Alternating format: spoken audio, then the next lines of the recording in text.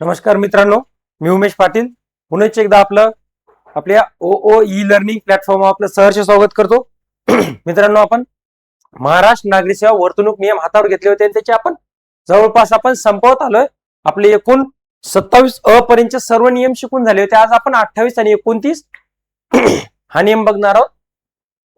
तर याच्या मधील जी वर्तणूक आहे ती शासनाने ठरवलेली आहे की त्या शासकीय कर्मचाऱ्यांनी कसं वागायला पाहिजे, मादक द्रव्य वगैरे त्याने घ्यायला नाही पाहिजे आणि कुठल्या परिस्थितीमध्ये त्याने कसं बिहेव करायला पाहिजे. म्हणजे त्याने मादक द्रव्य घेतल्यानंतर त्याने सार्वजनिक ठिकाणी येऊ नये किंवा सार्वजनिक ठिकाणाची मग व्याख्या काय, मादक द्रव्यामध्ये त्याने काय काय करायला नाही पाहिजे या प्रकारचं विश्लेषण दिले. अर्थात मित्रांनो, आपण वेगवेगळ्या विभागीय परीक्षेसाठी तयारी करतो आणि या मार्गदर्शन सत्रामध्ये आपण सर्वजण जॉईन झाला. विनंती आहे की आपण कंटिन्युअस मध्ये किंवा पुढील वेगवेगळे नियम कायदे सखोलपणे अभ्यासण्यासाठी आहेत तसे शासनाचे जे नियम आहेत जे आहेत तसे, त्याच्यामध्ये कुठलीही छेडछाड नाही.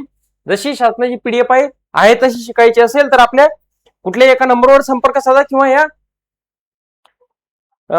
लेक्चरच्या खाली किंवा मार्गदर्शन सत्राच्या खाली एक लिंक दिलेली आहे, त्याच्यावर आपण संपर्क साधा. मित्रांनो, आपण सुरुवात करूया.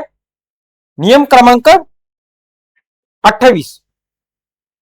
बघा, 28 नियम काय सांगतो? मादक पेयाचे अथवा मादक औषधी द्रव्यांचे सेवन याच्या संदर्भात जर ही कृत्य आपण केलं तर ती काय ठरणार आहे? अर्थातच आपली गैरवर्तणूक ठरणार आहे आणि गैरवर्तणूक ठरल्यानंतर शिस्त व अपील नियम 1979 नुसार आपल्याला काय होतं तर निलंबनाची कार्यवाही होते. कलम 4 नुसार, कलम 8 आणि 9 नुसार तुमच्यावर विभागीय चौकशी च्या अंतर्गतच्या पायऱ्या दिल्या, त्याच्यानुसार मग कलम 5 मधील तुमचे कुठले एकतर सौम्य शिक्षा किंवा जबरी शिक्षा तुमच्यावर लादल्या जाऊ शकते. एकूण शिक्षा किती आहेत तर 9 शिक्षा आहेत. बघा, शासकीय कर्मचारी तो ज्या क्षेत्रात त्या वेळी राहत असेल त्या क्षेत्रामध्ये अंमलात असणाऱ्या मादक पेय, मादक औषध द्रव्य या संबंधीच्या कोणत्याही कायद्याचे काय करतो कटाक्षाने पालन करेल. आता काही काही जिल्ह्यामध्ये दारूबंदी आहे तर तो तिथे कुठल्याही प्रकारचं मादक द्रव्य सेवन करू शकणार नाही.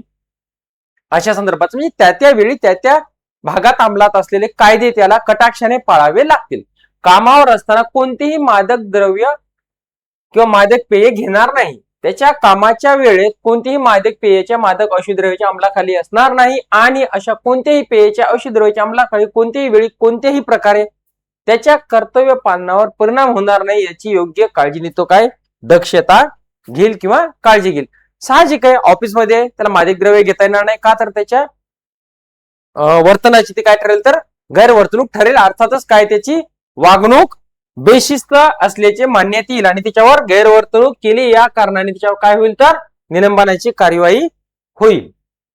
बघा, गैरवर्तणूक वर्तणूक कशाने ठरते?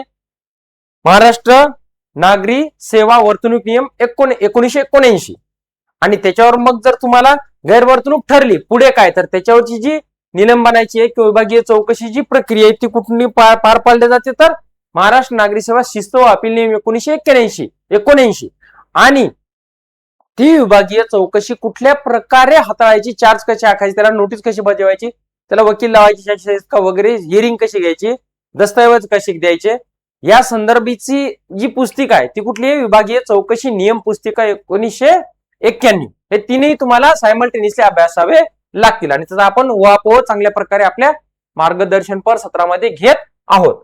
बघा, सार्वजनिक ठिकाणी कोणतीही मादक पेय किंवा मादक औषध द्रव्य सेवन करण्याचे टाळील. एक काय, कार्यालयात मादक द्रव्य घेणार नाही, मादक द्रव्य घेऊन तो कामकाजावर येणार नाही. दुसरं काय, सार्वजनिक ठिकाणी मादक द्रव्य घेणार नाही. तिसरं, नशा चढलेल्या अवस्थेत सार्वजनिक ठिकाणी येणार नाही. इथे काय तर सार्वजनिक ठिकाणी तो चक्क सेवन करणार नाही. इथे काय, सेवन कुठेतरी केलं आणि मग तो सार्वजनिक ठिकाणी वावर करणार नाही किंवा येणार नाही. कोणत्याही मादक पेयाचे, मादक द्रव्याचे प्रमाणाबाहेर सेवन करणार नाही. ही काय म्हणते आता, प्रमाणाबाहेर मादक द्रव्य घेणार नाही. स्पष्टीकरण काय या नियमाचे प्रश्न, सार्वजनिक ठिकाण म्हणजे काय याच्यावर प्रश्न विचारतात. याचा अर्थ ज्या ठिकाणी पैसे देऊन अन्यथा प्रवेश करण्यास जनतेला परवानगी असते किंवा दिली जाते असे कोणतेही ठिकाण किंवा जागा वाहनासहित असा आहे.